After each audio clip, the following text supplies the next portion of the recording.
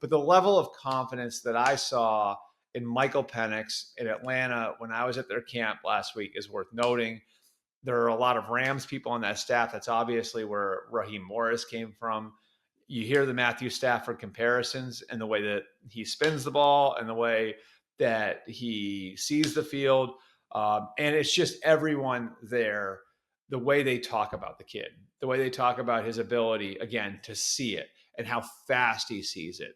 And, in this week's Monday column, we went through a couple of situations where he got to his fifth progression, which is rare for a quarterback that young, and how quickly he's diagnosing what he's seeing in front of him. And they saw these things in a 3-game sample size last year. And so I'm really interested to see what happens with the second-year quarterbacks in general. I think we have an idea of what Jaden Daniels and Bo Nix are now. Drake May and Michael Penix to me are kind of in the same category where you look at the two of them and you really like there's something there last year for you to look at and say, yeah, there really might be something here.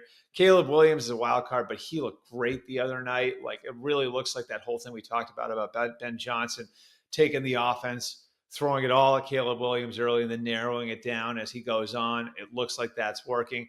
And obviously, J.J. McCarthy, we haven't seen enough yet, but he's got a great team around him. Penix, it was just interesting talking to people there about where he's at developmentally going into his second year as a pro.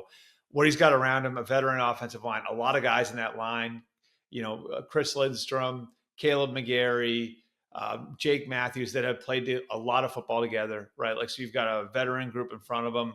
You've got Drake London, Bijan Robinson. We'll see what they get out of Kyle Pitts. Darnell Mooney, really good player.